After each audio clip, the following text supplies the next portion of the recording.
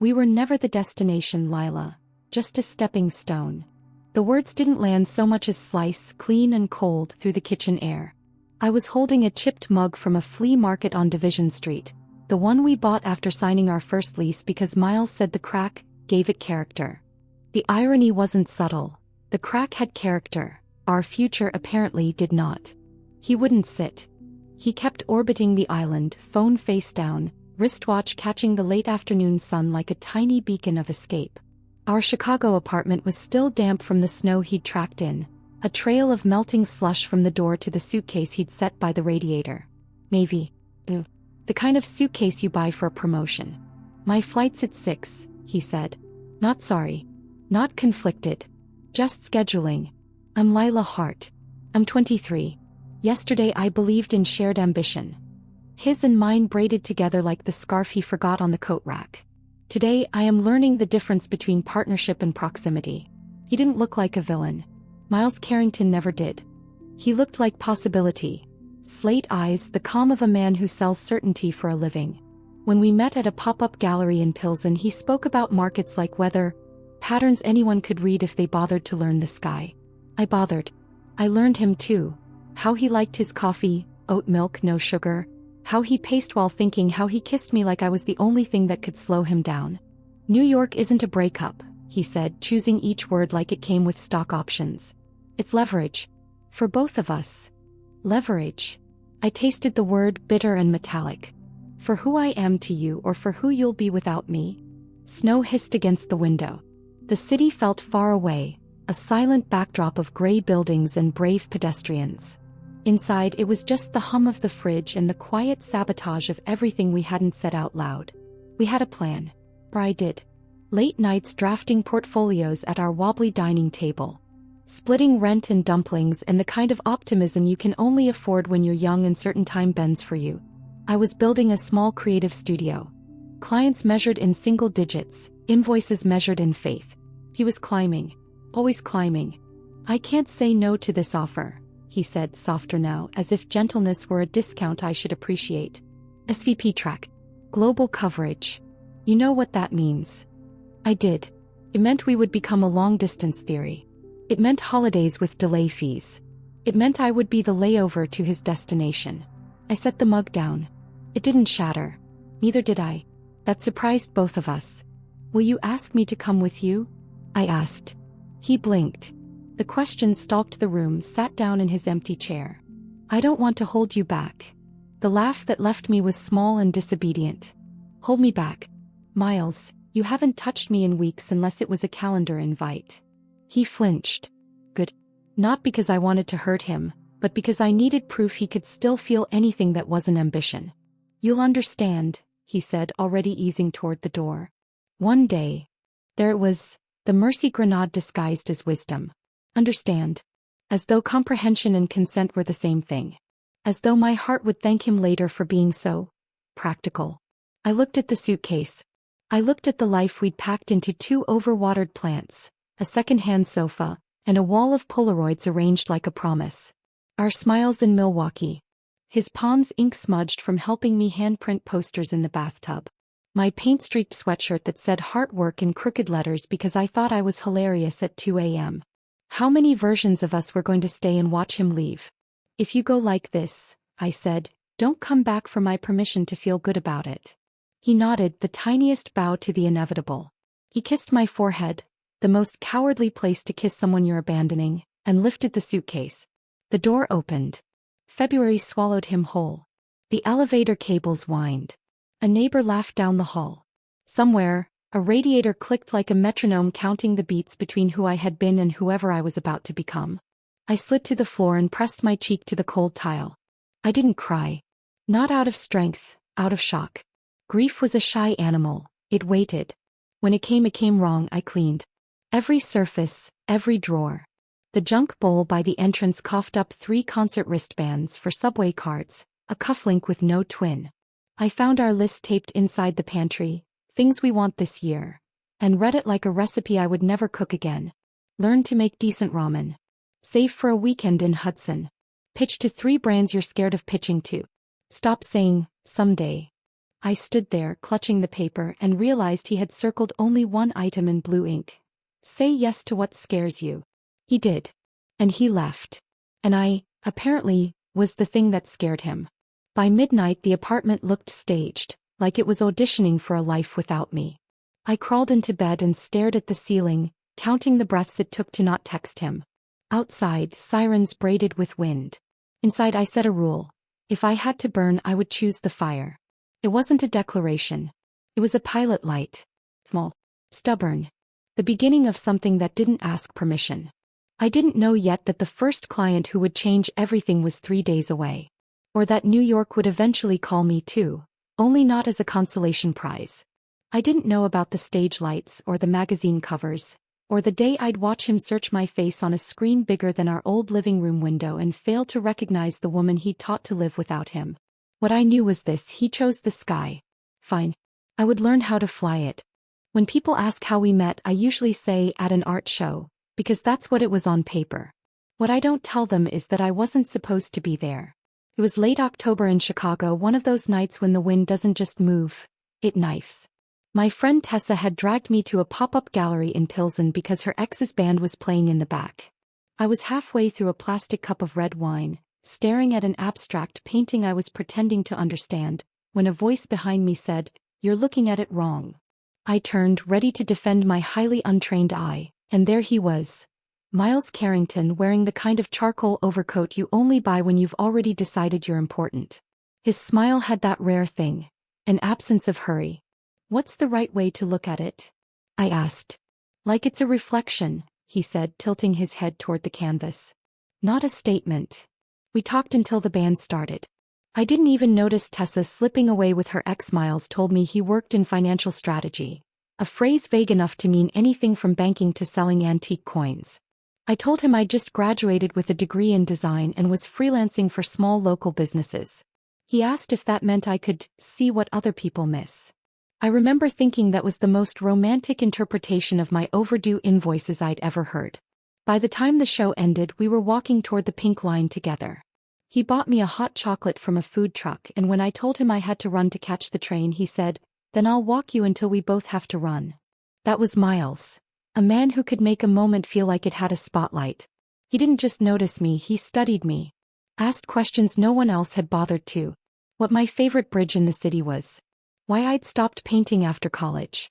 Whether I believed that fear was a signal to stop or a signal to go faster. Our first few months felt like the front end of a movie montage. Sunday mornings at the farmer's market, him reading the Wall Street Journal while I sketched strangers on napkins. Late night walks along the lake with coffee we didn't need. His hand always finding mine without looking for it. But even in the golden light of those early days, there were shadows I didn't want to name. He took calls at midnight because time zones wait for no one. He ordered wine without asking what I wanted because, "You'll like this, trust me." He used words like assets and liabilities when talking about people, not cruelly, just reflexively. I told myself it was the language of his world, not the language of our love. Maybe it was. Or maybe it was the first hairline crack in something I thought was indestructible. The night he first saw my apartment, he stood in the doorway of my tiny kitchen, looking at my mismatched mugs and the plant that was somehow both over and underwatered. "You have a charm," he said, as if charm were a consolation prize. He replaced my wobbly coffee table within a week, said it was an investment in not spilling wine during Netflix. I laughed, thanked him, and ignored the way it made my place feel less like mine. By spring we were practically living together. He left a toothbrush in my bathroom, then shirts in my closet, then an espresso machine on my counter. I didn't see the pattern then. How easily his life folded into mine, how rarely mine folded into his. I was the one taking the L train to his loop office for lunch. I was the one leaving my laptop on pause so I could listen when he needed to talk through a pitch. My life bent. His didn't. Still, I told myself this was what partnership looked like. Give and take. Compromise. I just didn't realize I was always the one giving and he was always the one taking. If there were warning signs, I treated them like art at that gallery. Glanced, nodded, and convinced myself I was looking at them the right way. It started small. A dinner we canceled because he had a late call with Hong Kong. A weekend trip to Nashville we postponed because a client meeting couldn't move. Little things that sounded reasonable in isolation, until I realized they'd begun stacking into a wall between us. At first I played along. I told myself I was being supportive, that his schedule was proof of how driven he was. We were both ambitious, weren't we? I had my fledgling design studio.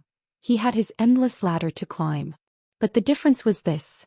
My work bent around us, his work bent around nothing. One Thursday in March, I'd booked us a table at this tiny Italian place in Logan Square that didn't even have a sign out front.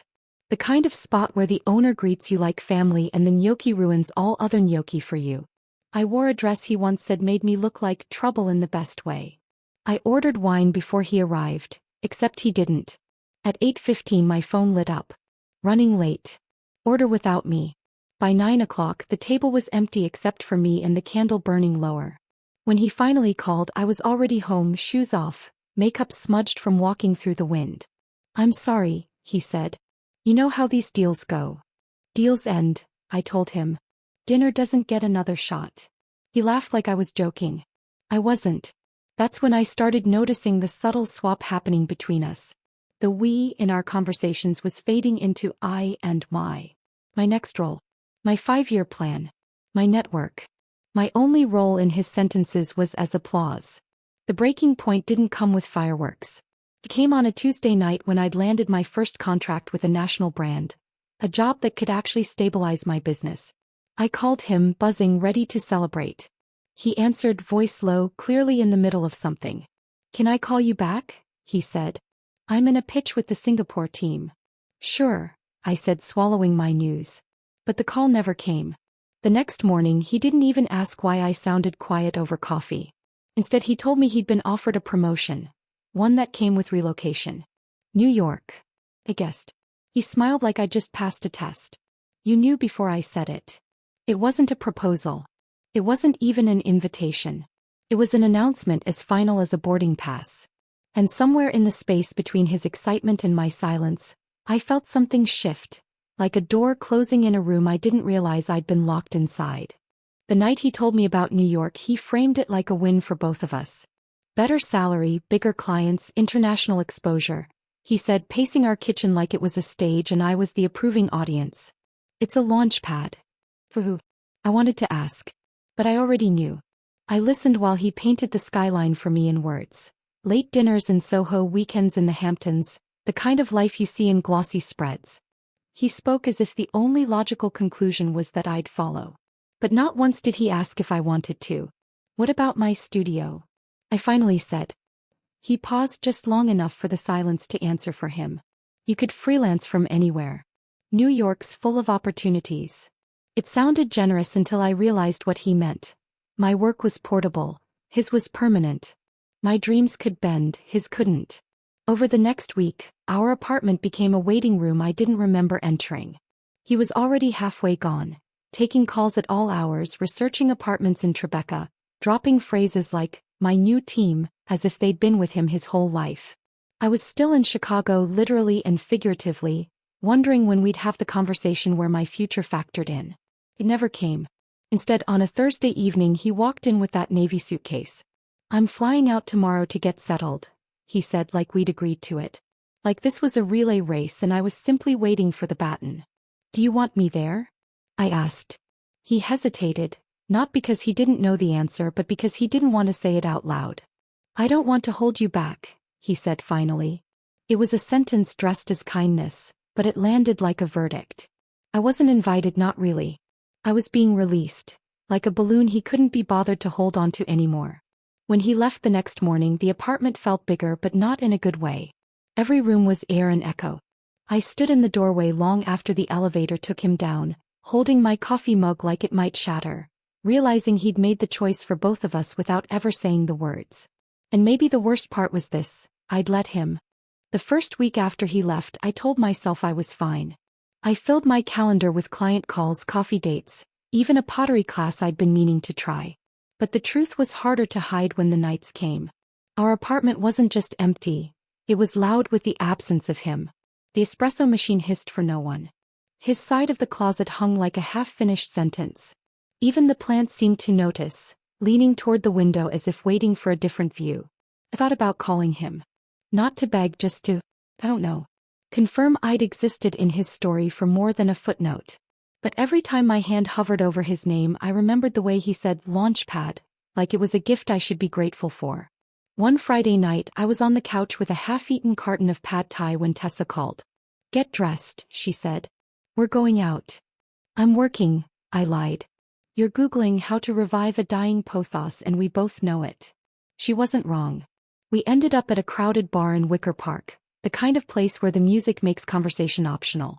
At some point, a guy with a crooked smile tried to buy me a drink.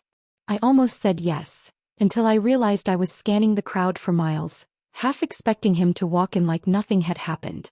That's when I knew I wasn't ready to replace him, but I couldn't keep holding space for someone who'd already moved on. The following Monday, I opened my studio's bank account and stared at the numbers. Not disastrous, but not enough to coast on while I nursed my heartbreak. I needed clients, real ones fast, or I'd be packing my own suitcase not for New York but for my parents' guest room in Milwaukee. For the first time in weeks, the panic was louder than the grief. And in a strange way that felt like progress. Because panic at least could be used. It was a Tuesday morning when the email landed in my inbox. Subject line: collaboration inquiry. I almost deleted it, assuming it was another vague pitch from someone who wanted free design work in exchange for exposure. But something about the sender's name, Harper Allison, made me click. Harper ran a boutique wellness brand based in Austin. She'd seen a poster I designed for a local pop-up market last summer and wanted me to create the entire visual campaign for her upcoming product launch. Tight deadline. Decent budget. National reach. I stared at the screen, my pulse kicking up. This was the kind of project that could nudge my studio into a different league. It also terrified me. The scope was bigger than anything I'd done solo, and Harper wanted to move fast. 2 weeks from concept to launch. For a moment, I heard Miles's voice in my head. Say yes to what scares you. The words stung, but they also lit something in me. Maybe this was the thing I needed. Not him, not an apology, but proof I could build without leaning on someone else's ladder. I emailed Harper back before I could overthink it. I'm in. The next 2 weeks blurred into one long, caffeinated sprint. I worked from sunrise to past midnight, my apartment morphing into a chaos of sketches, fabric swatches, and Pantone charts taped to the walls. Harper and I talked daily, her southern drawl somehow calming even during last-minute revisions. The night before the launch, she called me. "You've outdone yourself," she said. "When this campaign drops tomorrow, people are going to notice." And she was right. By noon the next day, my Instagram was flooded with tags from influencers unboxing Harper's products against the backdrops I'd designed. Emails rolled in from potential clients, restaurants, small clothing labels, even a nonprofit in Seattle. It wasn't a windfall yet, but it was momentum. And momentum was the first real thing I'd felt in months that didn't have his name attached to it. Momentum can make you feel invincible, until it doesn't. 2 months after Harper's launch, I landed my biggest lead yet. A Chicago-based lifestyle brand that wanted a full rebrand from logo to packaging. The budget was enough to cover my rent for almost a year.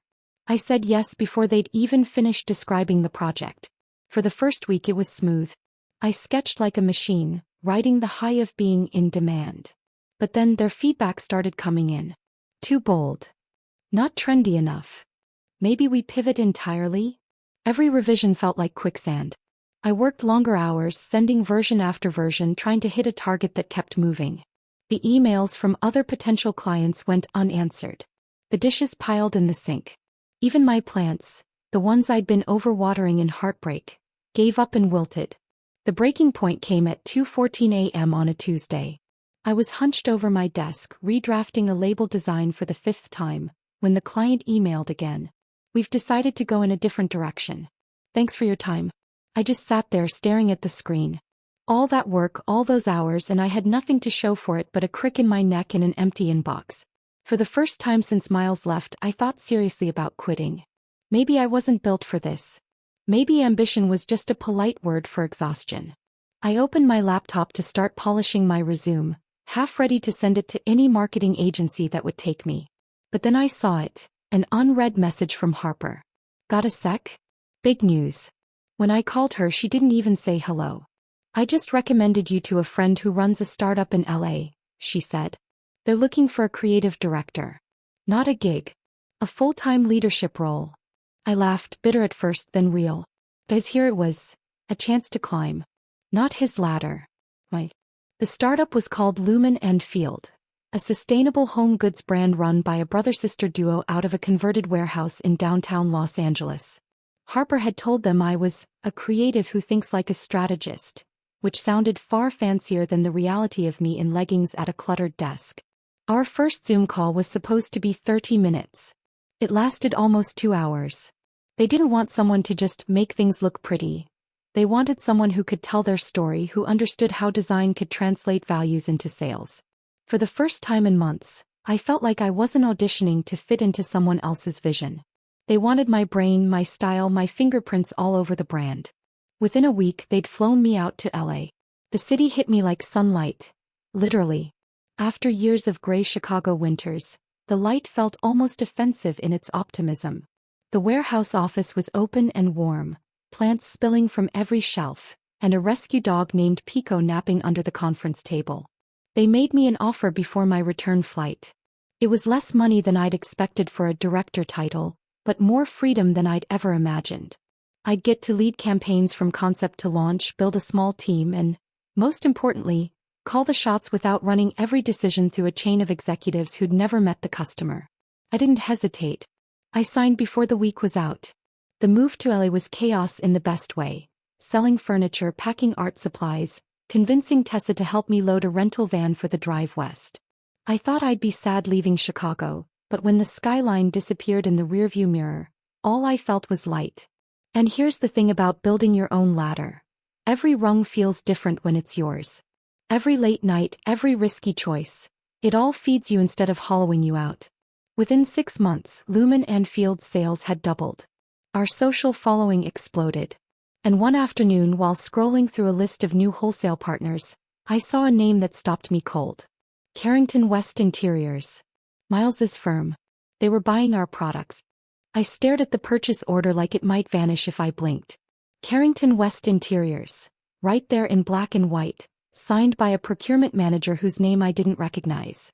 It wasn't some casual retail sale. It was a bulk order for a high-profile Manhattan project. Part of me wanted to call the number on the form and see if he picked up. Another part, the bigger one, wanted to pretend it didn't matter. But it did. It mattered because for the first time since that February morning in Chicago, our orbits were crossing again. And this time I wasn't the one adjusting my path. 2 weeks later, our marketing team got an invitation to the project's launch event in New York. It was exactly the sort of glossy unveiling Miles used to describe to me in those breathless, aspirational tones. Glassware clinking, velvet ropes, people shaking hands with champagne still in them.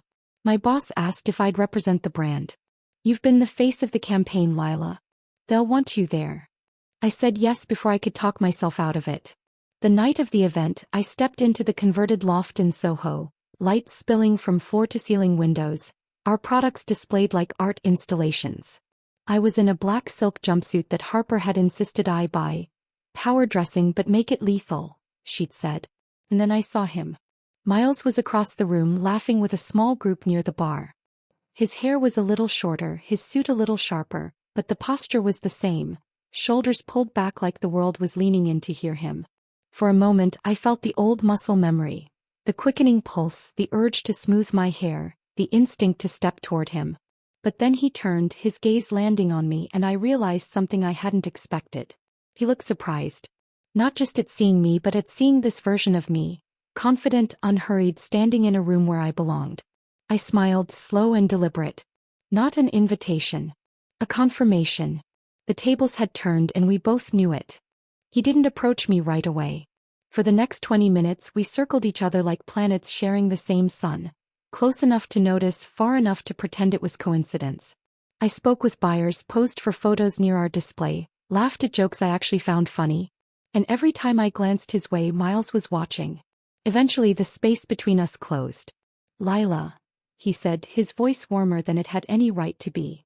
"Miles." I let his name sit in the air like a test he might fail. He gestured toward the display behind me. "This is yours." "Mine and my team's," I said. "We built the whole campaign." He nodded, scanning the signage with a faint smile. "Impressive." It was almost comical hearing that word from him. Like he was a judge handing out points in a contest I hadn't entered. "How's New York treating you?" I asked. He hesitated, just long enough for me to see the hairline cracks. "It's what I expected." Which told me everything. The hours, the politics, the grind that never pauses long enough to let you breathe. When the conversation turned to business, he mentioned their partnership with Lumen and Field, how the client loves the aesthetic. I could have played it cool, pretended I didn't know the details. But instead I smiled. "I'm glad to hear that. It means you're selling my work." For a flicker of a second, his confidence wavered. "Guess we've both been busy," he said. "Difference is," I replied, "I've been building something I don't need to run away from." The words landed. I could see it in the way he shifted his weight, glanced over my shoulder as if looking for an escape route. We didn't hug. We didn't shake hands. We just stood there, two people who'd once shared a future, now occupying entirely different versions of success. And as I walked away, the thought hit me, not with bitterness but with clarity. I didn't need him to see what I'd become. But it was satisfying that he did. The morning after the event, my phone buzzed with a message from Harper. "Heard you were the star of the night." Miles must have choked on his champagne. I laughed out loud, coffee halfway to my lips. It wasn't just about seeing him. It was about how little his presence had changed my mood. 2 years ago, the sight of him would have sent me spiraling, replaying every moment of our breakup until I could barely breathe. Last night it had been background noise. A footnote in a night that belonged to my work, my team, and me. Within a week, the event coverage was everywhere. Design blogs, industry newsletters, even a feature in Architectural Digest. Every article mentioned Lumen and Field, but my name kept appearing too, tied to the campaign's creative direction. My inbox overflowed. A high-end furniture company in Vancouver wanted a collaboration. A magazine offered me a column. A conference in Miami invited me to speak about brand storytelling. One night, Harper called while I was organizing mock-ups for a new client. "Babe," she said, "I think you've officially made it." I rolled my eyes, but she was right about one thing. I no longer measured my success against anyone else's, especially his. Still, I'd be lying if I said the quiet revenge didn't feel good. Not the petty movie scene kind, but the kind where life itself becomes the proof. Where the world sees you thriving in ways the person who left you never believed you could. The irony wasn't lost on me. He'd left for a bigger career, and here I was, standing in a version of mine he couldn't touch. And maybe that was the real win. Realizing I didn't just survive losing him. I'd outgrown the very world he'd chosen over me. By spring, Los Angeles felt less like a gamble and more like a home I'd somehow been moving toward my entire life. My apartment, small, sunlit, with a balcony just big enough for 2 chairs, was filled with things I'd chosen purely because they made me happy. A lemon tree in a clay pot. Shelves bowing under the weight of design books and plants that actually thrived in the California light. Work was steady but never stale. I'd built a team that made 12-hour days feel like 4, people who understood the rush of pulling an idea out of thin air and watching it land in a store window. We celebrated launches with tacos and cheap champagne, not because it was fancy but because it was ours. One Friday evening, Harper flew in for a weekend visit. We sat on my balcony with wine, the air soft and golden that way only LA can manage, and she asked the question I'd been avoiding. "Do you ever think about him?" I took a sip, letting the city hum below us. "Not really," I said. And it was true, not in the way she meant. He wasn't around anymore or even a ghost. Just a chapter I'd closed without ripping out the pages. Later that night, scrolling through my phone, I saw his name in a headline. A trade publication was covering a shakeup at Carrington West Interiors. New leadership, restructuring, the kind of language that usually means trouble. His photo was smaller than I remembered. I didn't click the article. Instead, I opened my calendar and added a note for the next morning. Final run-through for the Vancouver pitch. The meeting was big. Our chance to break into the Canadian market. And that was the thing about my life now. It fit. Not perfectly, not without its rough days, but in the way a favorite jacket fits. Not because it's flawless, but because it's yours, broken in and warm where it matters. I didn't need a skyline to validate me. I didn't need someone else's ladder to climb. And I sure as hell didn't need to look back to see how far I'd come.